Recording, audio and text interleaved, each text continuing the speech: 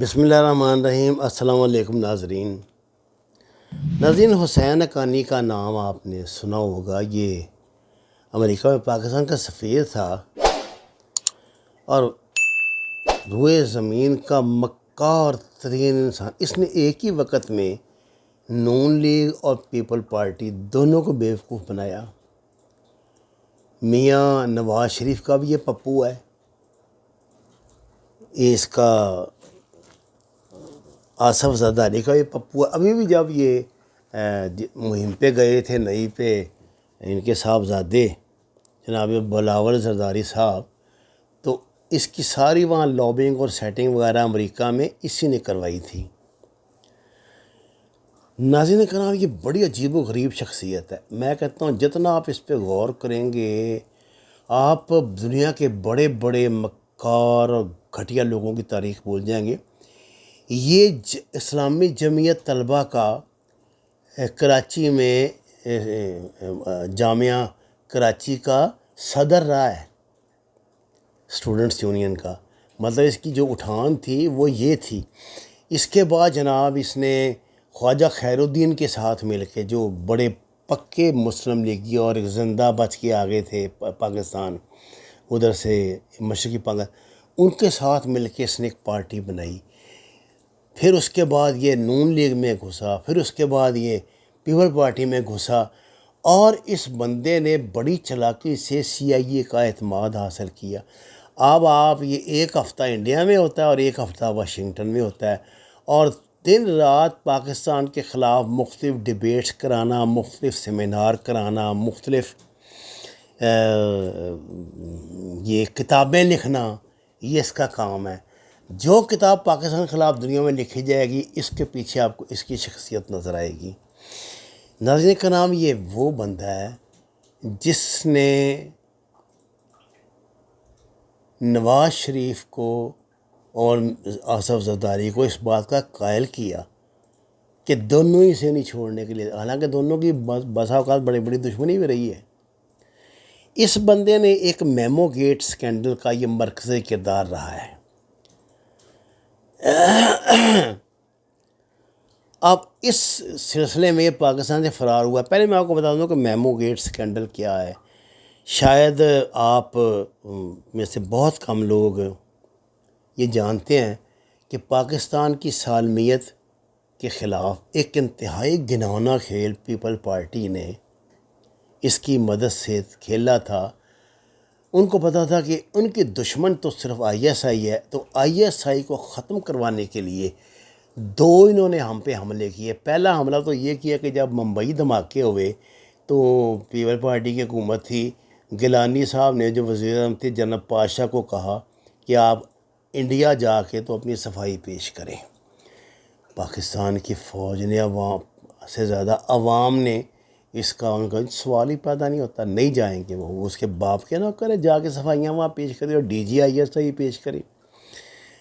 یہ وجہ یہ تھی کہ یہ جو ہے نا، یہ حسین حقانی، اس کے ذریعے بلیک واٹر کے قریباً 7,000 لوگ پاکستان میں آئے تھے، اور آصف زرداری کے دور میں ان کا طریقہ واردات یہ تھا کہ یہ ان کو ویزے لگاتا تھا اور جہاز بھر کے ایک آتا تھا۔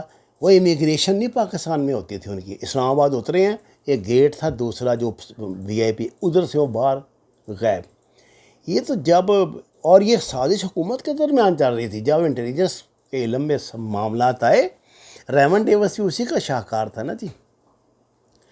تو جناب پاشا اور جنرل کیانی نے ان پہ گرفت کی، ان لوگوں کو۔ یہ جو اسلام آباد کا سیکٹر 7 ہے، 707 ہے، یہ ہے، یہ ان کا ہیڈ کوارٹر تھا، اور یہ لوگ سڑکوں پہ وارداتیں کرتے تھے۔ انہوں نے پاکستان میں ادھم مچا رکھا تھا، جیسے گنڈا گردی بدماشی کا۔ پولیس کی تو پرواہ نہیں کرتے تھے، گاڑیاں روکتے تھے اپنی، کالے شیشے میں بند بیٹھتے تھے اور لاک کر دیتے تھے گاڑی کو۔ انہوں نے پاکستان میں بڑے دھماکے، بڑے ہنگامہ رہی اور بڑی بدماشیاں کروائی ہیں۔ خیر، یہ تو ماضی ہے۔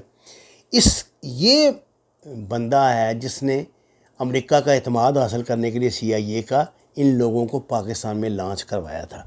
2010 میں جب حسین حقانی کو امریکہ میں سفیر بنانے کا فیصلہ کیا گیا تو ملک کے مقتدر اداروں نے اس بات کی مخالفت کی تھی اور انتہائی کوشش کی تھی کہ اسے امریکہ میں سفیر نہ بنایا جائے، لیکن اس وقت کے صدر پاکستان یعنی زرداری صاحب نے اس کے باوجود اس کی سیکورٹی کلیئرنس نہیں ہوئی تھی، حسین حقانی کو سفیر بنایا، جہاں وہ 3 سال تک اپنے مغربی آقاؤں کے ساتھ مل کر اپنے ملک کے خلاف کام کرتا رہا۔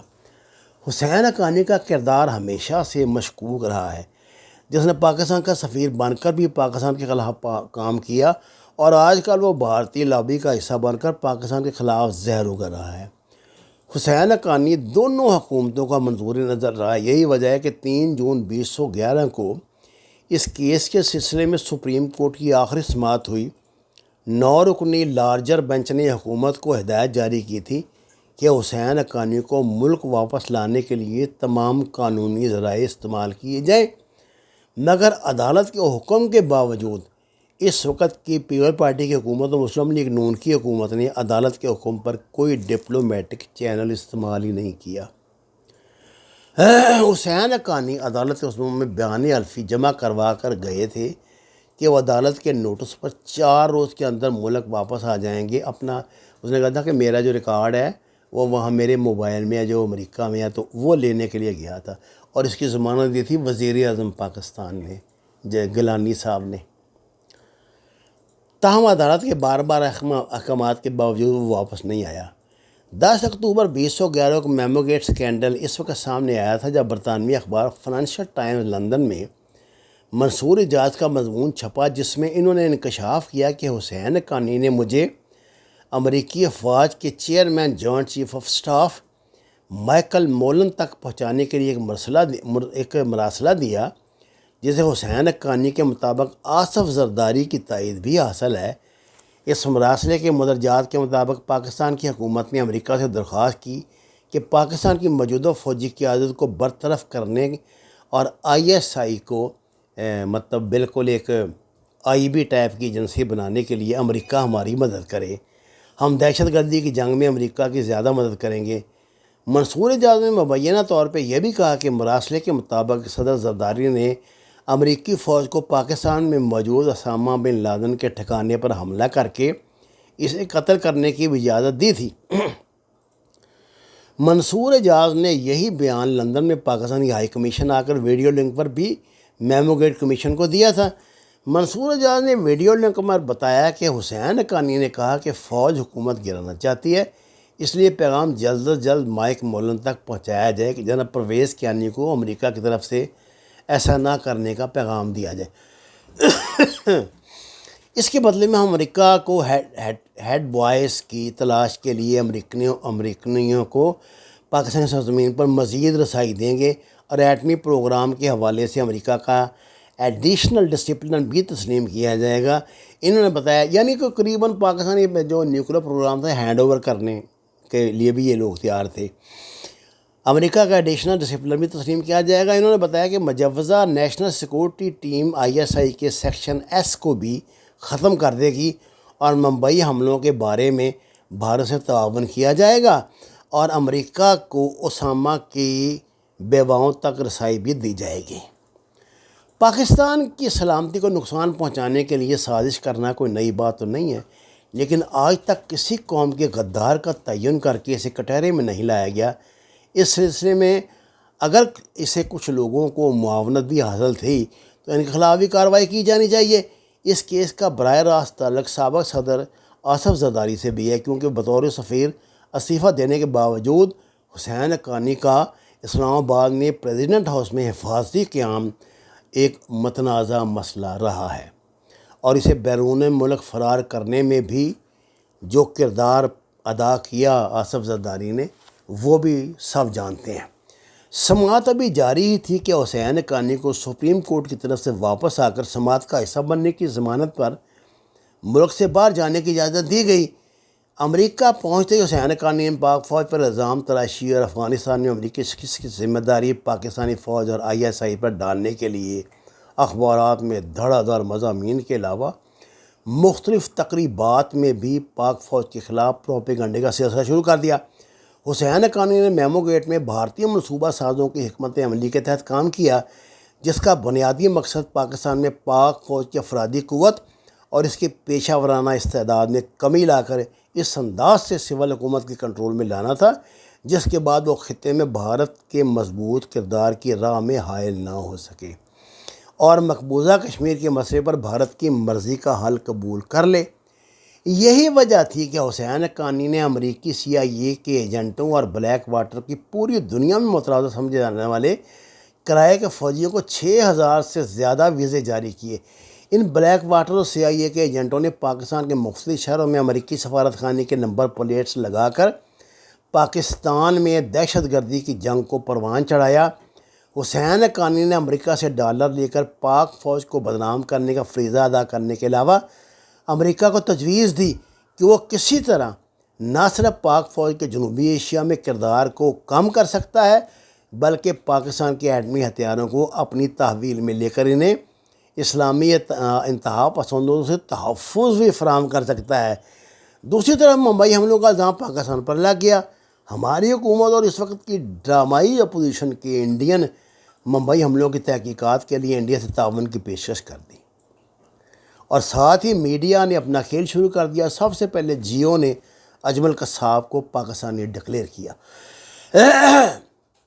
اس وقت کے وزیر اعظم یوسف رضا گیلانی نے سابقہ DGISI جنرل احمد شجاع پاشا کو کہا کہ تم انڈیا جا کر معافی مانگ کر آؤ اور ان سے تعاون کرو۔ ہر طرف سے سارا پلان پاکستانی ریاست اور فوج پر آ گیا اور ان ظالم حکمرانوں نے ریاست کی سالمیت اور فوج کی عزت دونوں کو داؤ پہ لگا دیا۔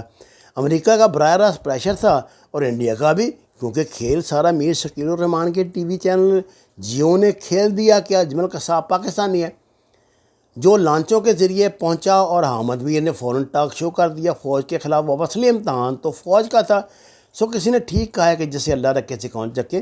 شجاع پاشا نے انکار کر دیا اور فوج امریکہ انڈیا اور اپنی غدار حکومت کے خلاف ڈٹ گئی اور پاکستان کی ایجنسیوں نے ساری بساط ہی پلٹ دی، انڈیا کے ہر دعوے کو بے نقاب کر دیا۔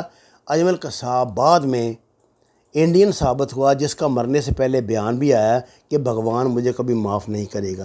یہ ساری غداری اور یہ سارے غدار بھاگ کر عدلیہ کے سائے میں چھپ گئے اور 18ویں ترمیم اور اس کے فوراً بعد 19ویں ترمیم کا بل بغیر کسی حجت کے پاس کروا لیا۔ آج تک جیو کے خلاف عدلیہ نے ایکشن نہیں لیا، جس نے ملک کی سلامتی خطرے میں ڈال دی۔ اب میمو گیٹ سکینڈل کو عدلیہ نے بادشاہ بنا کر 19ویں ترمیم کے ذریعے اور اس کے تحت اس کے تخت کے نیچے دفن کر دیا گیا ہے۔ اب حکومت نے FIA انٹرپول کو خط لکھا ہے کہ یہ عدالتوں کا مفرور ہے اور بطور سفیر اپنے اختیارات کا ناجائز استعمال کرتا رہا ہے، تو اس کو پاکستان کے حوالے کیا جو ظاہر ہے وہ کبھی نہیں کریں گے۔ اس میں ایک بڑی لطیفہ آپ کو یہ میں سناؤں کہ پہلے نواز شریف صاحب نے بڑا ڈرامہ کیا، جناب کالا کوٹ پہن کے عدالت میں چلے گئے ہے پیپل پارٹی کے خلاف کہ یہ ملک کے خلاف غداری کا کیس ہے، یہ ہے وہ ہے۔ بعد میں وہ بھی ساتھ مل گئے اور خود بھی اس کا حصہ بن گئے۔ باقی تفصیلات میں انشاءاللہ کل عرض کروں گا۔ وما علینا الا البلاغ المبین۔